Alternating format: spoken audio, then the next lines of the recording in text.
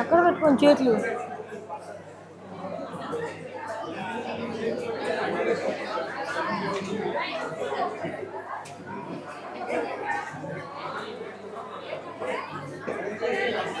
Good morning sir, నా పేరు సాత్విక్. నేను ఏజెడ్ హై స్కూల్లో 9th క్లాస్ చదువుతున్నాను. మేము తయారు చేసిన స్టాల్ పేరు ఏంటంటే quantum computing career guideline stall. మనకి ఈ quantum computing career guideline stall అనేది ఎలా ఉపయోగపడుతుందంటే, ఒక 10 years క్రితం ఆర్టిఫిషియల్ ఇంటెలిజెన్స్ వచ్చినప్పుడు ఎవరిలో అవేర్నెస్ లేదు. అలా అవేర్నెస్ లేకపోవడం మూలకంగా క్వాంటమ్ కంప్యూటింగ్ సబ్జెక్ట్ని ఎవరు నేర్చుకోలేక ఎవరు సఫర్ అయ్యారు. కానీ ఇప్పుడు మా స్టాల్ యొక్క ఉపయోగం ఏంటంటే, మేము క్వాంటమ్ టెక్నాలజీ గురించి అవేర్నెస్ క్రియేట్ చేస్తాము. ఈ క్వాంటమ్ టెక్నాలజీ ఎలా ఉపయోగపడుతుంది, ఎందుకు ఉపయోగపడుతుంది అనేది మెయిన్గా ఈ క్వాంటమ్ కంప్యూటర్స్ అనేవి క్వాంటమ్ టెక్నాలజీ మరియు క్వాంటమ్ ప్రిన్సిపల్స్ మీద వర్క్ అవుతాయి. మీకు ఈ టాపిక్ అనేది ఇంకా బాగా అర్థం అవ్వాలంటే క్లాసికల్ కంప్యూటర్స్కి క్వాంటమ్ కంప్యూటర్స్కి డిఫరెన్సెస్ తెలియాలి. ఎందుకంటే క్వాంటమ్ కంప్యూటర్స్ ఎంత అడ్వాన్స్డ్గా పనిచేస్తాయో మనకి డిఫరెన్సెస్ తెలుసుకుంటేనే అర్థమవుతుంది. ఫస్ట్ ఆఫ్ ఆల్ మనకి క్లాసికల్ కంప్యూటర్స్లో చూసినట్లయితే కనుక క్లాసికల్ కంప్యూటర్స్ అనేవి బైనరీ బిట్స్తో వర్క్ అవుతాయి. ఈ బైనరీ బిట్స్ అనేవి 0 లేదా 1 ఒక పొజిషన్లో మాత్రమే ఉండగలవు. ఎగ్జాంపుల్కి లైట్ ఉందనుకోండి, 0 అంటే ఆఫ్ అని, 1 అంటే ఆన్ అని. అలా అర్థం చేసుకున్నట్లయితే మనకి టాపిక్ ఇంకా బాగా అర్థమవుతుంది. నెక్స్ట్ మనం కానీ క్వాంటమ్ కంప్యూటర్స్లో చూసినట్లయితే కనుక క్వాంటమ్ కంప్యూటర్స్లో క్యూబిట్స్ని వాడతారు. ఇలా క్వాంటమ్ కంప్యూటర్స్లో క్యూబిట్స్ని వాడటం మూలకంగా క్యూబిట్స్ అనేవి 0 మరియు 1 రెండు పొజిషన్లో ఒకేసారి పర్ఫామ్ చేయగలవు. అలా పర్ఫామ్ చేయడం మూలకంగా కంప్యూటర్ పవర్ అనేది ఇంక్రీజ్ అవుతుంది. కంప్యూటర్ ఇన్పుట్ని ఫాస్ట్గా తీసుకుని అవుట్పుట్ని ఫాస్ట్గా ఇస్తుంది. ఇది ఈ క్వాంటమ్ కంప్యూటర్స్లో ఉన్న ఫస్ట్ అడ్వాంటేజ్. సెకండ్ అడ్వాంటేజెస్ ఏంటంటే, క్లాసికల్ కంప్యూటర్స్ కంటే క్వాంటమ్ కంప్యూటర్స్ బాగా ఫాస్ట్గా వర్క్ అవుతాయి. ఏ ప్రాసెస్నైనా ఫాస్ట్గా తీసుకుంటాయి. ఎలా అంటే ఎగ్జాంపుల్కి ఇప్పుడు ఒక 1000 ప్లేయింగ్ కార్డ్స్ ఉన్నాయి అనుకోండి. ఆ 1000 ప్లేయింగ్ కార్డ్స్లో ఒక క్వీన్ కార్డ్ని బయటకు తీయమని కానీ మనం క్లాసికల్ కంప్యూటర్కి ఇన్పుట్ ఇచ్చినట్లయితే ఆ క్లాసికల్ కంప్యూటర్ ఒకదాని తర్వాత ఒకటి అలా వెతుకుతూ క్వీన్ కార్డ్ వచ్చేదాకా సెట్ చేస్తుంది. కానీ క్వాంటమ్ కంప్యూటర్ అయితే ఆ కార్డ్స్ మొత్తం ఒకేసారి సెట్ చేసి క్వీన్ కార్డ్ని బయటకు తీస్తుంది. దీంతో మనకి క్వాంటమ్ కంప్యూటర్ గురించి ఒక అవగాహన వస్తుంది అని అనుకుంటున్నాను. మరియు ఈ క్వాంటమ్ కంప్యూటర్ అనేది మన డే టు డే లైఫ్లో సాధారణంగా మన వర్క్స్ చేసుకోవడానికి పనికిరాదు. ఈ క్వాంటమ్ కంప్యూటర్ని మెయిన్గా ఎందుకు డిజైన్ చేశామంటే, ఈ క్వాంటమ్ కంప్యూటర్ అనేది రీసెర్చ్ కోసం డెవలప్ చేయడం జరిగింది.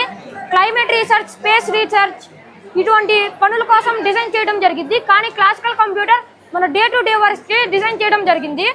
మెయిన్గా ఈ క్వాంటమ్ కంప్యూటర్ అనేది 3 మేజర్ ప్రిన్సిపల్స్ ద్వారా వర్క్ అవుతుంది. ఈ 3 మేజర్ ప్రిన్సిపల్స్లో ఫస్ట్ ప్రిన్సిపల్ ఏంటంటే సూపర్ పొజిషన్. ఈ సూపర్ పొజిషన్లో ఎలక్ట్రాన్స్ కానీ ప్రోటాన్స్ కానీ తీసుకుంటాం జరుగుతుంది. ఇందాక క్యూబిట్స్ అని మీకు చెప్పాను కదా, క్యూబిట్స్ 0 మరియు 1 రెండు పొజిషన్లో ఒకేలాగా ఉంటాయని. ఈ క్యూబిట్స్ కింద ఎలక్ట్రాన్స్ కానీ ప్రోటాన్స్ కానీ తీసుకుంటారు. ఇలా ఎలక్ట్రాన్స్ కానీ ప్రోటాన్స్ కానీ తీసుకుంటాం మూలంగా ఎలక్ట్రాన్స్ ప్రోటాన్స్ వేవ్ మరియు పార్టికల్ రెండిట్లో పార్టిసిపేట్ చేస్తాయి. కాబట్టి ఎలక్ట్రాన్స్ ప్రోటాన్స్ అనేవి సూపర్ పొజిషన్కి ఒక బెస్ట్ ఛాన్స్.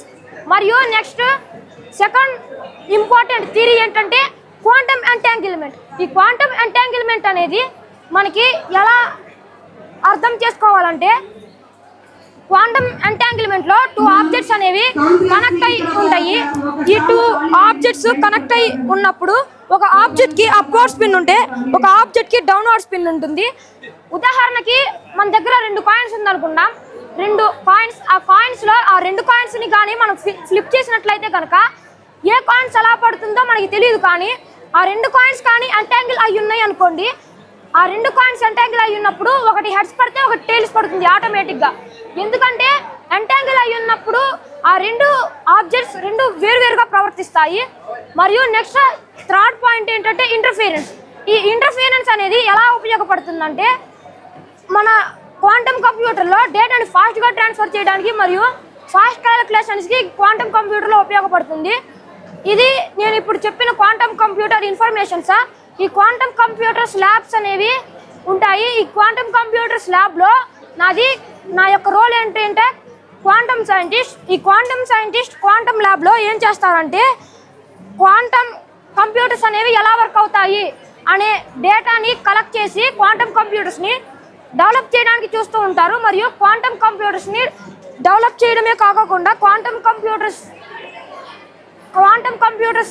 ఎలా వర్క్ అవుతాయి, అసలు ఏ టాపిక్ మీద వర్క్ అవుతాయి, వాటిని ఎలా డెవలప్ చేస్తే ఎంత బాగా వర్క్ అవుతాయి, ఇటువంటి ప్రాసెస్ మొత్తం ఈ క్వాంటమ్ సైంటిస్ట్ చూసుకుంటారు. మెయిన్గా ఈ క్వాంటమ్ సైంటిస్ట్ అవ్వాలంటే మనకి first of all 10th class pass అవ్వాలి. 10th క్లాస్ పాస్ అయిన తర్వాత ఇంటర్మీడియట్లో ఎంపీసీ కేటగిరీని చూస్ చేసుకొని తర్వాత ఇంటర్మీడియట్ అయిపోయిన తర్వాత ఎంపీఎస్సి ఫిజిక్స్ ఆర్ క్వాంటమ్ సైన్స్ చూస్ చేసుకోవాలి కేటగిరీ. తర్వాత ఈ ఎడ్యుకేషన్ గ్రాడ్యుయేషన్స్ కంప్లీట్ అయిపోయిన తర్వాత మనం నెక్స్ట్ బీఎస్సీని చూస్ చేసుకోవాలి. బీఎస్సీలో మనకి ఫిజిక్స్, క్వాంటమ్ అప్లియన్సెస్, ఫిజిక్స్, మ్యాథమెటిక్స్లో మనకి బాగా గ్రిప్ ఉండాలి. తర్వాత మనం పిహెచ్డికి క్వాలిఫై అవుతాం. అలా ఈ ప్రాసెస్ మొత్తం కానీ మనం కంప్లీట్ చేసినట్లయితే కనుక మనకి క్వాంటమ్ కంప్యూటింగ్ గురించి ఒక అవగాహన ఉంటుంది. ఈ క్వాంటమ్ కంప్యూటింగ్ గురించి ఒక అవగాహన ఉండడం మూలంగా మనం క్వాంటమ్ టెక్నాలజీలో బాగా వర్క్ చేయగలం. మరియు నెక్స్ట్ ఈ క్వాంటమ్ టెక్నాలజీలో కొన్ని బెస్ట్ ఇన్స్టిట్యూషన్స్ ఉన్నాయి సార్. ఆ బెస్ట్ ఇన్స్టిట్యూషన్స్లో చేరినట్లయితే కనుక మనకి ఎక్కువ టాపిక్ని నేర్పించి మనం బెస్ట్ క్వాంటమ్ సైంటిస్ట్ అవ్వేలాగా మనకి ట్రైనింగ్ ఇస్తారు. ఆ ఇన్స్టిట్యూషన్స్ ఏంటంటే ఐఐఎస్సి అంటే Indian institution of science, and second వచ్చేసి ఐఐటి అంటే Indian institution of technology. Next ఇటువంటి ఇన్స్టిట్యూషన్స్ ఇండియాలో ఎన్నో ఉన్నాయి. ఇటువంటి ఇన్స్టిట్యూషన్స్లో చేరడం మూలకంగా మనం క్వాంటమ్ సైన్స్లో ఎక్కువగా రీసెర్చ్ చేసి మంచి స్థాయికి వెళ్ళగలము. నెక్స్ట్ ఈ క్వాంటమ్ సైన్స్లో కోర్ సబ్జెక్ట్స్ మనకి ఏమేమి వచ్చి ఉండాలంటే quantum mathematics, quantum physics, solid state of physics, practical physics, competition physics, advantage mathematics, ఇటువంటి సబ్జెక్ట్స్ మనకి క్వాంటమ్ సైన్స్లో బాగా గ్రిప్ ఉండాలి.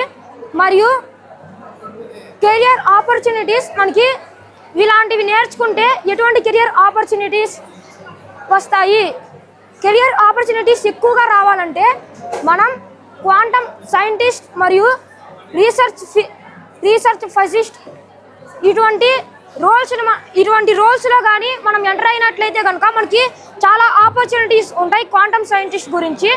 ఇది ఈ క్వాంటమ్ సైంటిస్ట్ యొక్క ఉపయోగం సార్. ల్యాబ్లో మిగిలిన ఏ రోల్స్ ఎందుకు ఉపయోగపడతాయో మా టీమ్మేట్స్ వివరిస్తారు. Thank you sir.